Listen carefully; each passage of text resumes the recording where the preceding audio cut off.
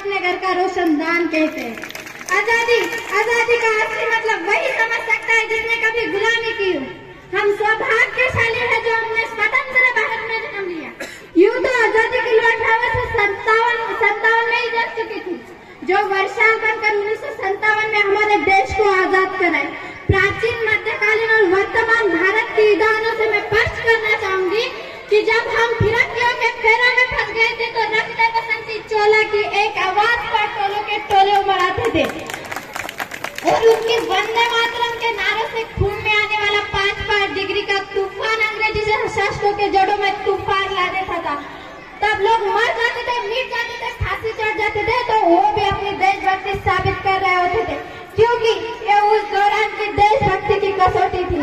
उसके बाद 62-71 के युद्धों में अपना सुहाग गंवा देने वाली औरत जब घर के हालात ये हो जाया करते थे, प्यार भी भरपूर गया, मांग का सिंदूर गया, नन्हे नौने निवालों की लंगोटियां चली गई, छोटी छोटी बेटियों की चोटियां चली गई, बाप की कमाई गई, भाई की पढ़ाई गई, ऐसा एक विस्फोट हुआ पता ही नहीं चला, पूरे जिस्म की कई बोटियां चली गई और आपके लिए तो एक आदमी मरा है साहब, किंतु मेरे घर की तो रोटियां चली गई, किंतु मेरे घर की तो रोटियां चली गई वाले हालात पैदा हो जाने के बावजूद एक माँ अपने बेटे को सड़क पर दुश्मनों की धज्जियां उड़ाने के लिए भेज देती थी और उससे पत्र लिखाकर भेज देती थी। अम्मा ने खत लिखा है बड़े ही चाव से, अम्मा ने खत लिखा है बड़े ही चाव से, पुत्र मेरे घबरा न जाना, 1 इंच भी पीछे न हटना, चाहे इंच कट जाए। इस तरह अपना पूरा परिवार अपनी देशभक्ति साबित कर रहा होता था।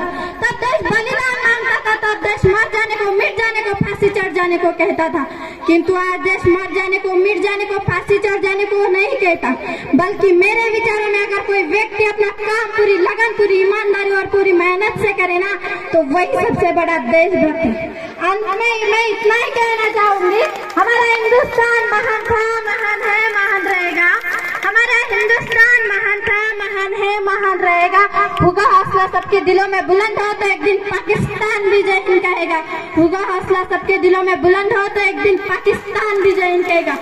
आज पूरी जिम्मेदारी के साथ मैं मंच पर भारत की बेटी ये कहती हूँ कि हमारा राष्ट्र निर्माण तब संभव होगा जब हम सब मिलकर प्रयास करेंगे, क्योंकि हमारे देश की जिम्मेदारी नहीं है हमें आगे ले जाने की, हमारी जिम्मेदारी है अपने देश को आगे ले जाने की। जय हिंद, जय भारत।